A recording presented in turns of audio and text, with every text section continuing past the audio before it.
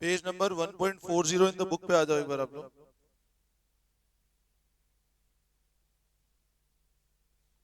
देखो page number 1.40।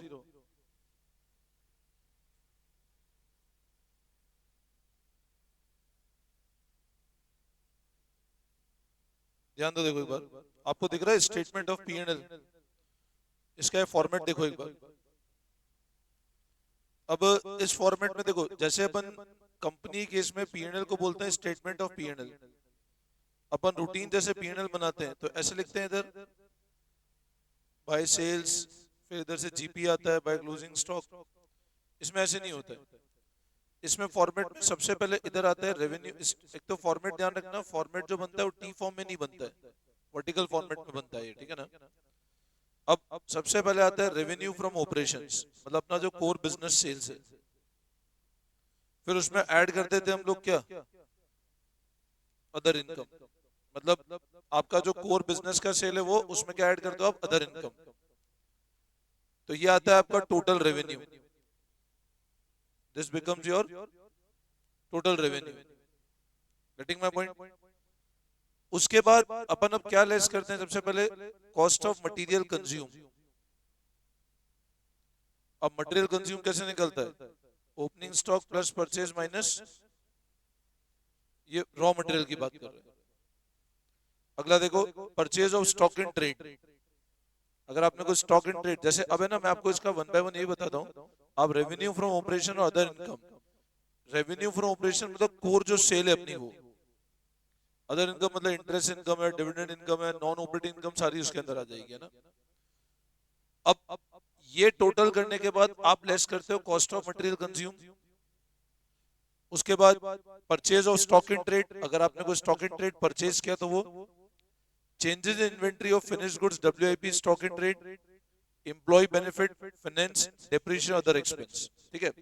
अपन अब सारे पॉइंट एक बार वन बाय वन समझ लेते हैं। सबसे पहले रेवेन्यू फ्रॉम ऑपरेशन, तो लिखो आप लोग सबसे पहले first PNL state, format of PNL. इसका डिटेल फॉर्मेट पेज नंबर 1.40 पे, फॉर डिटेल फॉर्मेट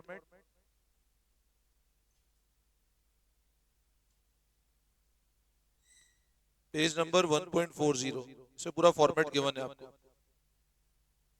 ठीक है, तो पूरा डिटेल आपको यहाँ मिल जाएगा। अब आओगे आप पेज नंबर 1.42 पे।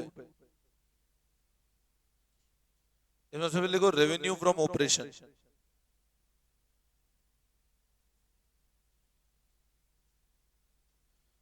रेवेन्यू फ्रॉम ऑपरेशन,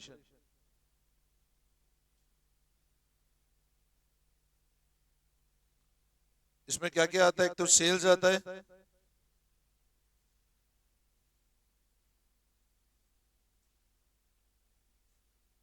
और अगर रिटर्न है तो क्या होगा, सेल्स माइनस सेल्स रिटर्न हो जाएगा।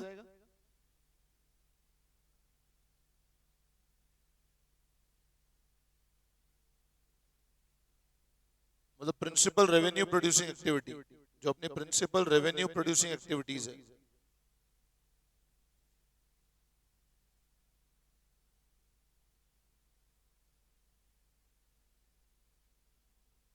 सेकंड लिखो अदर इनकम। अब अदर इनकम में क्या क्या आता है, तो लिखो आप इंटरेस्ट इनकम, को अपने को कैश डिस्काउंट रिसीव हुआ,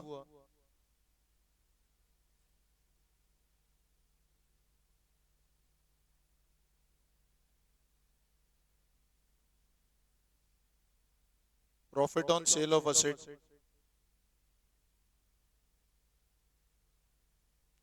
एटसेट्रा।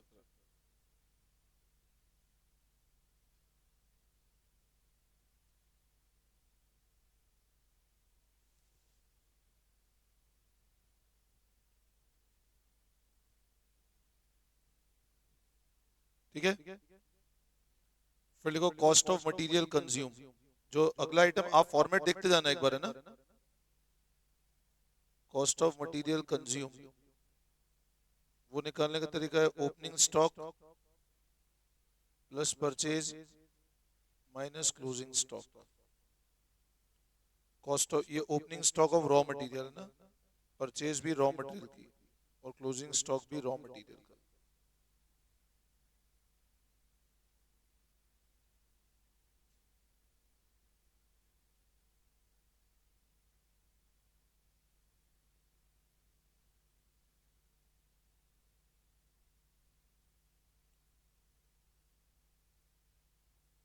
ठीक है, फिर purchase of stock in trade, purchase of stock in trade,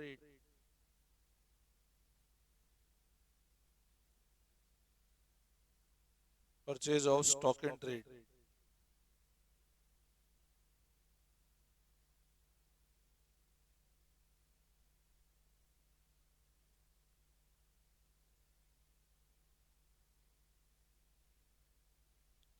purchase of stock in trade मतलब इसमें लिखना आप गुड्स परचेज फॉर रीसेल।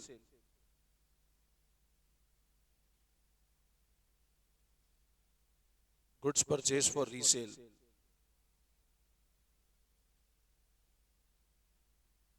फिर अगला आइटम है चेंजेस इन इन्वेंट्री।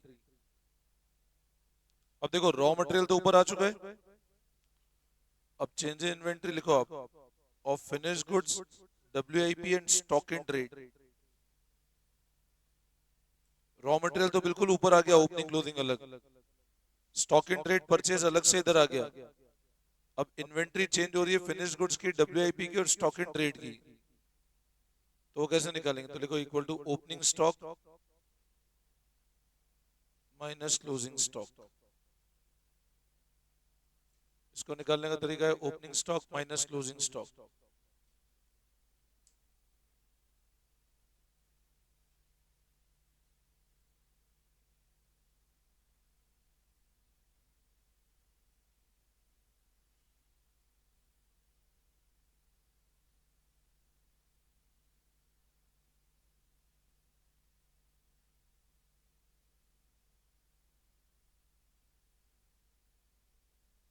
ठीक है, opening stock minus closing stock. फिर अगला लिखो एम्प्लॉय बेनिफिट एक्सपेंस।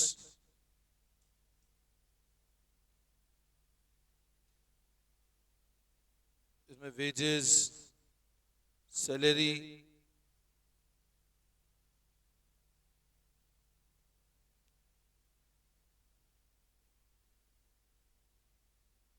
कोई भी स्टाफ के welfare expense,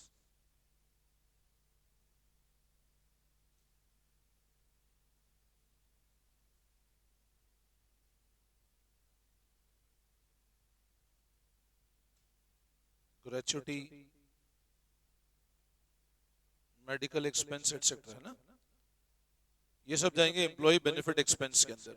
these all are part of employ benefit expense. Wages, salary, staff welfare, gratuity, medical expense,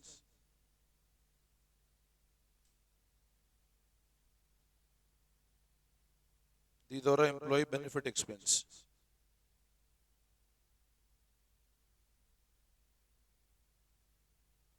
Finance cost,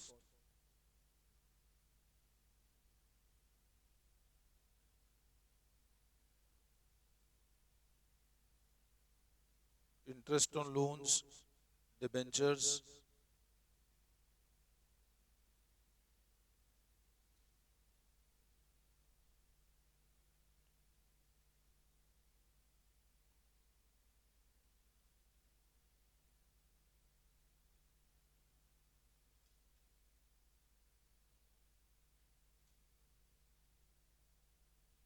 interest on loan, debentures या discount return of, है ना, ये सब जाएगा आपका कौन सी कॉस्ट में? फाइनेंस कॉस्ट में।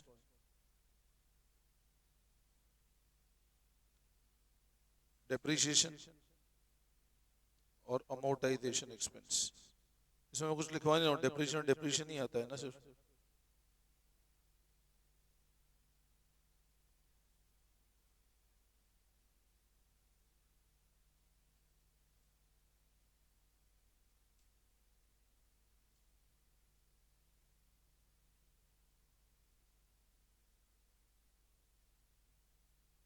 अमोर्टाइजेशन इंटेंजिबल है, डेप्रीशिएशन नॉर्मल हो गया, ठीक है ना।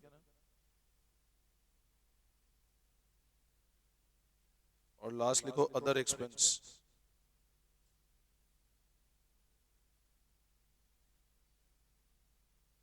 Any other expense as indicated above, other than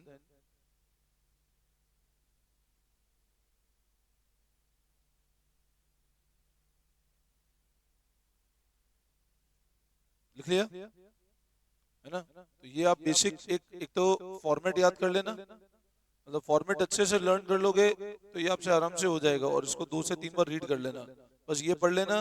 और इसके साथ है ना इलस्ट्रेशन नंबर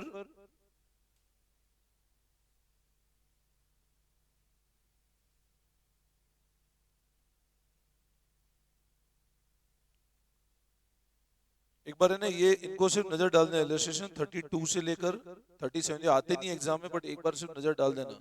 इलस्ट्रेशन 32 से 37 कभी आया नहीं है आज तक भी एग्जाम में, बट आप एक बार इसको देख लेना, है ना। बहुत सिंपल क्वेश्चन है ये, बिल्कुल ठीक है ना। तो मेन तो तुम फॉर्मेट याद कर लेना एक बार, ठीक है ना। 30 से लिख देना, 30 से 37 तक। इस चैप्टर के अंदर मेन आपको ये जो क्वेश्चन यही वाले करने हैं, मतलब आपको जो सॉल्व क्वेश्चन है वो अनसॉल्व भी देखने की नीड नहीं है इस चैप्टर में, है ना, ठीक है ना। अब इस चैप्टर के बाद फाइनेंशियल स्टेटमेंट ऑफ कंपनी के बाद आप एक बार वापस आ जाओ, वो जो अपना कंपैरेटिव था उसके अंदर कंपैरेटिव पीएनएल बाकी, एक बार आप कंपैरेटिव कॉमन साइज पे आ जाओ।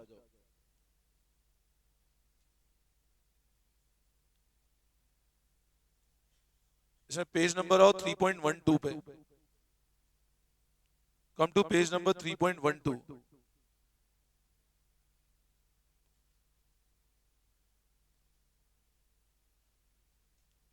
Page number 3.12। अब देखो पीएनएल के फॉर्मेट में पहली चीज है रेवेन्यू फ्रॉम ऑपरेशन और अदर इनकम। जब इन दोनों को जोड़ते हैं तो आता है टोटल रेवेन्यू, उसके अंदर सारे खर्चे आते हैं। अब आप इलस्ट्रेशन नंबर 3 पे नजर डालो एक बार, देखो इलस्ट्रेशन नंबर 3 एक बार।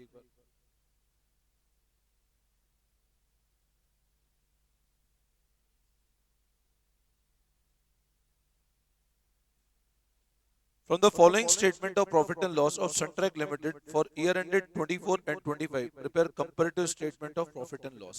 अब comparative profit and loss बनाना है, ठीक है। अब comparative profit and loss कैसे बनाएंगे, तो हम सबसे पहले फॉर्मेट बनाते हैं।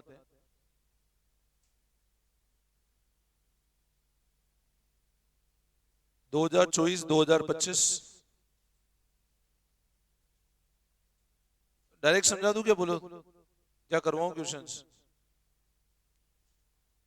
एक बार देख लो, एक जैसे आप इलस्ट्रेशन 3 देखो, आपको revenue from operation 12 lakh given है 2024 में, और 2025 में 20 लाख है, तो यहां लिखा 12 लाख और इधर लिखा 20 लाख। अब बोलो एब्सोल्यूट चेंज कितना है, 8 लाख का, और परसेंटेज चेंज कितना है 8/12, तो ये आता है 66 पॉइंट। ऐसे अगला अदर इनकम, पहले 9 लाख थी, कितना चेंज हुआ, अब एब्सोल्यूट चेंज 3/9, इन दोनों को जोड़ोगे तो टोटल आया, तो ये टोटल चेंज आ जाएगा अपना। अच्छा, एक्सपेंस पहले 10 लाख थे, अब 13 लाख हो गए, कितने बढ़े, कितना चेंज है 30%। बोलो आई बात समझ में, एनी डाउट। हाँ ये आ रहा हूँ, ये क्लियर है। बस अब इसमें इसको लेस करो तो आ जाएगा आपका प्रॉफिट बिफोर टैक्स। ये 21 लाख में 10 लाख लेस किया आपने, तो ये कितना आया, और 20 और 32 लाख में 13 लाख लेस किया तो आया 19 लाख। ये ऐसे प्रॉफिट बिफोर टैक्स। आई बात समझ में। तो अब इसमें कितना चेंज हुआ, 8 लाख का 8/11 करोगे तो परसेंटेज चेंज आ जाएगा। एनी डाउट, वापस सिखाऊं, क्लियर है। अब आप देखो इलस्ट्रेशन नंबर 4।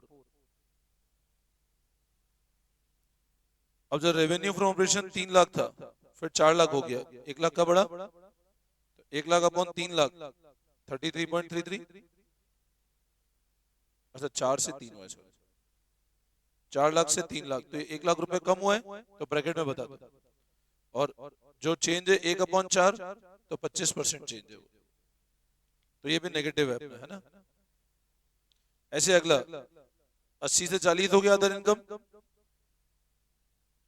तो -40 और ये 50 नेगेटिव हो जाएगा। अब एक्सपेंस कितना है? 50% है रेवेन्यू फ्रॉम ऑपरेशंस का, तो इसका 50% मतलब 50,000। 50,000 अपॉन 2 लाख कितना आ रहा है? 25%। कराऊं क्या? फिर इनको टोटल, बट ये कर लेना एक बार, है ना, ये टोटल आया, इसमें इसको लेस किया, तो अब प्रॉफिट बिफोर टैक्स आया अपना, ठीक है। और अब क्या लेस कर दिया हमने? तो ये क्या आया? Profit after tax. अब टैक्स कितना बनेगा? जो प्रॉफिट है उसका 40%, तो इसका 40% और इसका 40%, तो ये डिफरेंस वापस निकाल लिया। कराऊं? बोलो तो। हाँ पक्का? बाद में बोलना मत, कराया नहीं। करना हो करा देता हूँ, बोलो तो। बट ये कर लेना एक बार जाकर के, ना।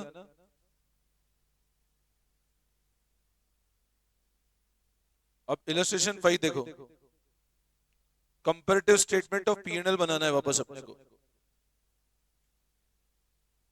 अपन एक काम करते हैं, इलस्ट्रेशन 6 कर लेते हैं एक बार, आ जाओ इलस्ट्रेशन 6 कर लेते हैं। Comparative statement of P&L illustration 6 कर लेते हैं हम लोग। बनाओ, फॉर्मेट बनाओ।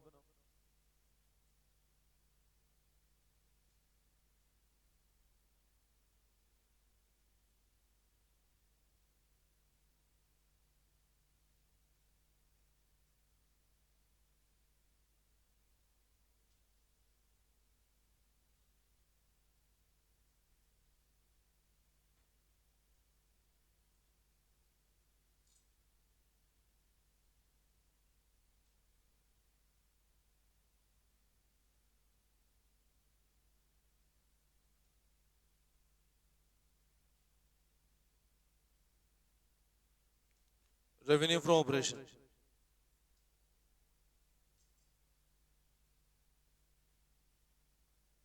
एब्सोल्यूट कितना चेंज है?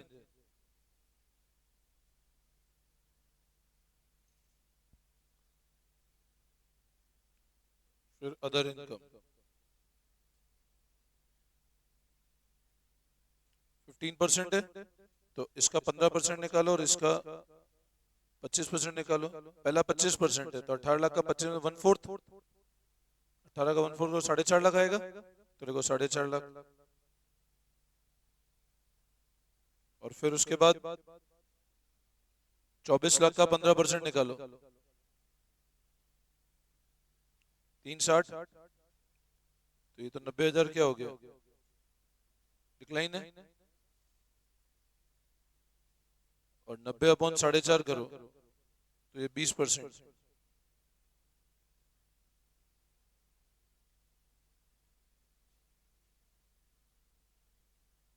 टोटल रेवेन्यू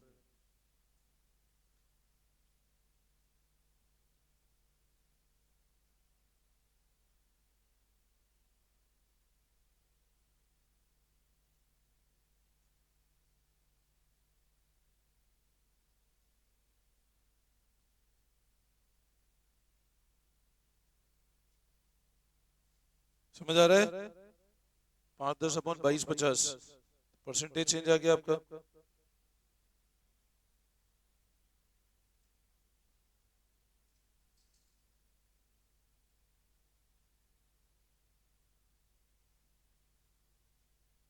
अब एक्सपेंस कितना है? 60% है रेवेन्यू का, तो 18 लाख का तो 40% निकालो, कितना आता है? और 24 लाख का 60% निकालो, कितना आ रहा है? 18 लाख का 40% और 24 लाख का 60%, कितना आ रहा है बताओ?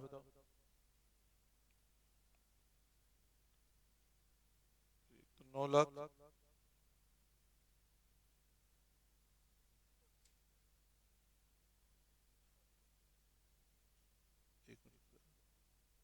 ये 50 और 60 है, 40 नहीं, 50 और 60 है ना।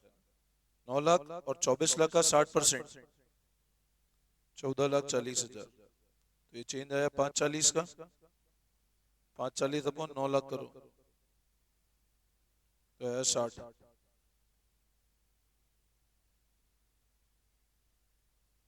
तो ये आता है प्रॉफिट बिफोर टैक्स। इसमें इसको लेस करो, इसमें इसको लेस करो,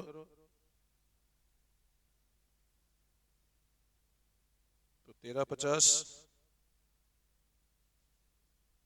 1320, 30 नेगेटिव, और ये 30 अपॉन वापस 1350 करोगे तो 2.22 आएगा नेगेटिव। टैक्स लेस करो, टैक्स क्या रेट से, 40%, तो 5,40,000 इधर टैक्स आ गया, 5,28,000 इधर आ गया टैक्स, तो 12,000,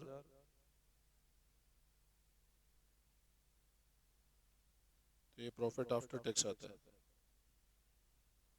8,10,000, 7,92,000,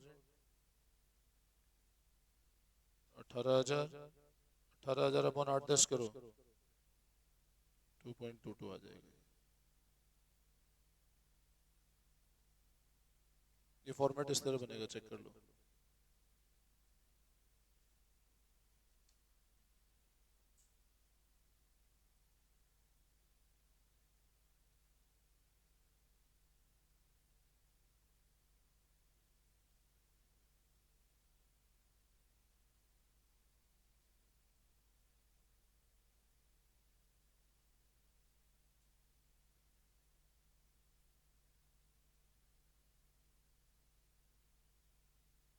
हो गया? और कराऊं क्वेश्चन? बस फॉर्मेट ध्यान रख के जो जो जहां पर आए वो कर लेना। इलस्ट्रेशन 7 वापस होमवर्क कर लेना है ना, तो सिर्फ सॉल्व कर लेना बस।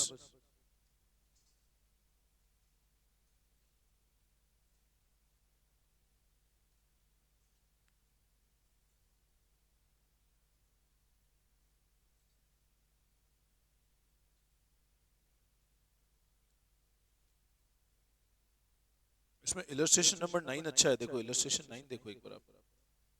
इलस्ट्रेशन 9 अच्छा दिख रहा है मेरे को, ध्यान दो, देखो इलस्ट्रेशन 9 पे comparative statement of profit and loss बनाना है। जैसे 16 लाख से 20 लाख हुआ तो एब्सोल्यूट क्वेश्चन मार्क में 4 लाख आ जाएगा।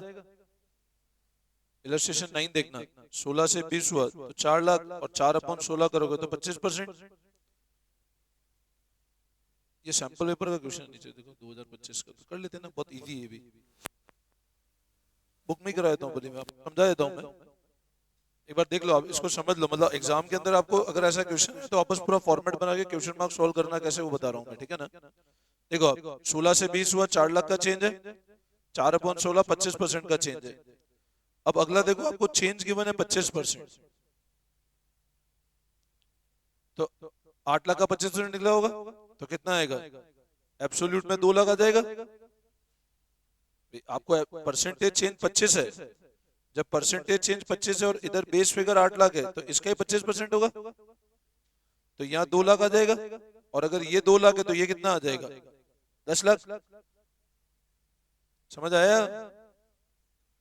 अच्छा, अदर एक्सपेंस देखो 2 लाख और एब्सोल्यूट नेगेटिव है, तो इसका मतलब अगर ये 2 लाख है और यहाँ 1 लाख का नेगेटिव चेंज है तो ये 1 लाख हो जाएगा, और ये 1 लाख अपॉन 2 लाख तो नेगेटिव।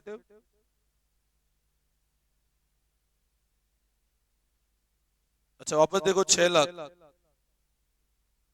ये क्वेश्चन मार्क, ये भी क्वेश्चन मार्क, ये 50% है, अब ये पॉजिटिव 50% है, तो ये 3 लाख, तो ये कितना हो जाएगा।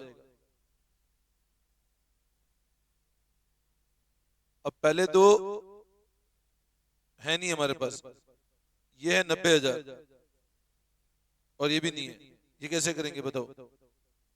ये टैक्स है, तो टैक्स ऊपर 6 लाख का फिगर है प्रॉफिट, इसका 30%, 180, ये 30%, 270, तो ये 50%। तो आफ्टर टैक्स 4 20 से 2 10 आ रहा है, तो 4 20 से 2 10 पॉजिटिव है, तो 4 20 में 2 10 जोड़ दोगे,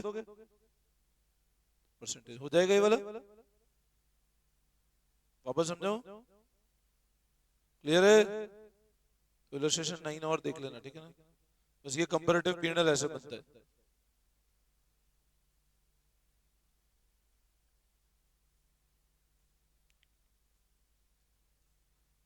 अच्छा, कॉमन साइज के दो क्वेश्चन बोलते हो करे थे आप लोगों ने।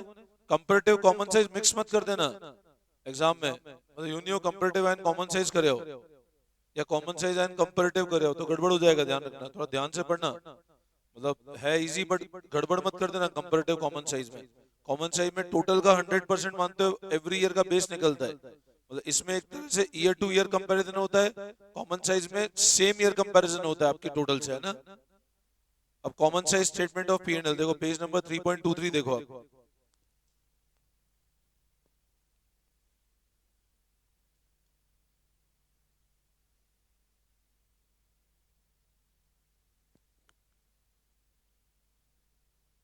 Common size statement of P and L देखो, ध्यान दो, रेवेन्यू और अदर इनकम जोड़ोगे तो टोटल रेवेन्यू आता है। ये अपन ने अभी फॉर्मेट तो पढ़ा ही था। अब यहाँ पर कॉमन साइज में क्या करना है, तो देखो आप इलस्ट्रेशन 14 देखो एक बार।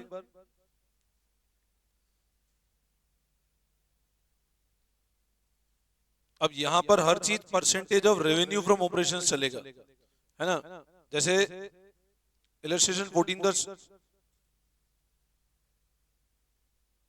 ये भी एक करवा देता हूं मैं, इलस्ट्रेशन 14 पे आ जाओ तुम। Prepare common size P and L from the following, बनाओ फॉर्मेट बनाओ।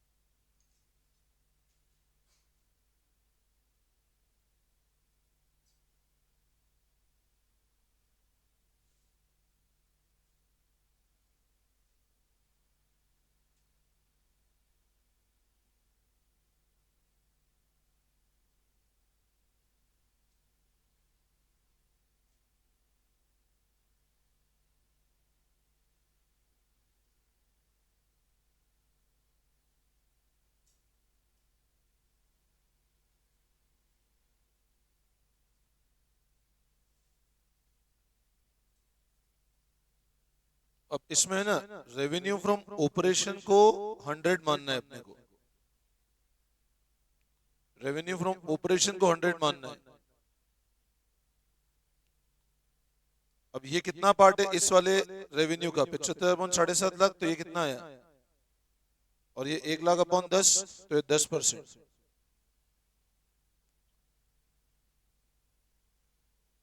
रेवेन्यू को 100 मानते हुए चलना है अपने को इसके अंदर। अब 8 25 अपॉन 7.5 लाख करो, 110, 11 लाख अपॉन 110 तो 110, मतलब हर चीज को रेवेन्यू से कंपैरिजन करके बताना है अपने को। जैसे एक्सपेंसेस में परचेज ऑफ स्टॉक 6 लाख और 7.5 लाख है। अब 6 अपॉन 7.5 करो, मतलब 6 लाख अपॉन 7.5 लाख, तो 80%, और 7.5 अपॉन 10 तो 75%। समझे आप क्या करना है, हर चीज को अपने को कंपैरिजन उससे करना है, रेवेन्यू से।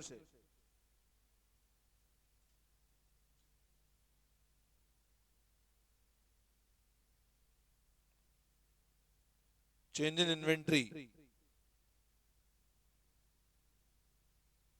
10,000 और -50,000।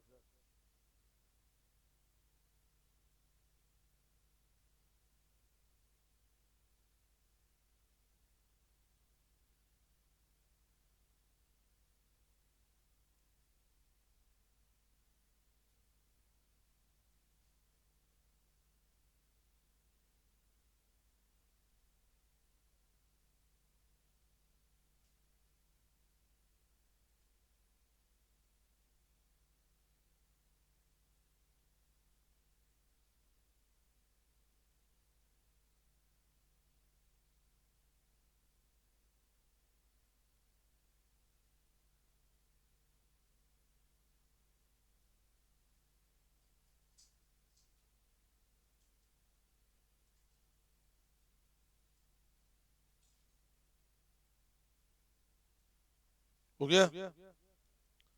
अब 10,000 अपॉन 8 25 करो, कितना आ रहा है? और 50,000 अपॉन 10 लाख करो तो -5 हो रहा है।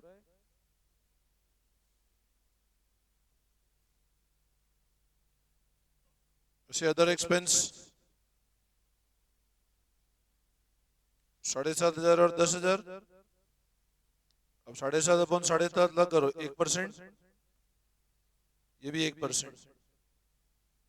मतलब सबका कंपैरिजन अपने को टोटल रेवेन्यू से करते जाना है बार बार। कर लोगे आगे? कराऊं क्या?